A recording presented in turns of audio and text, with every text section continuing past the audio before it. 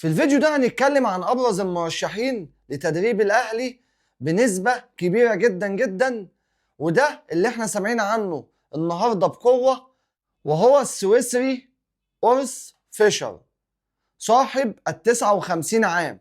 ولد في مدينة ترينجن في سويسرا 20 فبراير 1966. تأهل بزيورخ إلى ملحق دوري أبطال أوروبا وخرج أمام بايرن ميونخ، وتأهل بسون السويسري إلى مجموعات الدوري الأوروبي. حصل على جائزة أفضل مدرب سويسري عام 2014. توج بالدوري السويسري مع بازل 15-16 بفارق 14 نقطة عن الوصيف وبرصيد 88 هدف. توج بالدوري السويسري أيضا مع بازل 16-17 وبفارق 17 نقطة عن الوصيف وب 92 هدف. توج بكاس سويسرا عام 16-17 على حساب سيون وفاز عليهم بنتيجة 3-0.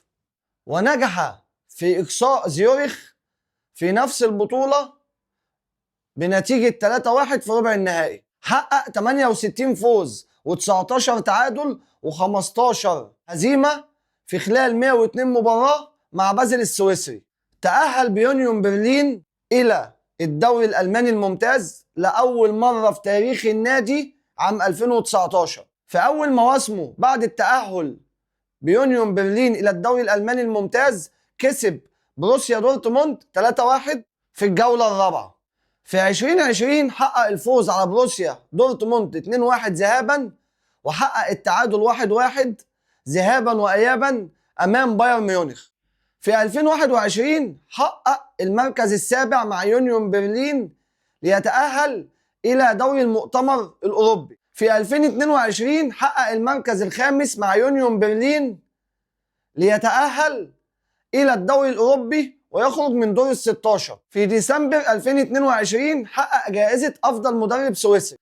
في 2023 حقق المركز الرابع مع يونيون برلين ليحقق المشاركة الأولى في دوري أبطال أوروبا. في 2023 حقق جائزة مدرب الموسم في الدوري الألماني. طبعا دي مش هتبقى أول تجربة لينا مع المدرسة السويسرية، لأن احنا درب عندنا أكتر من حد واحنا كنا بنحب لعبهم، سواء فايلر اللي ما كملش معانا، سواء كولر اللي جه في سنتين أو سنتين و3 شهور خد 11 بطولة.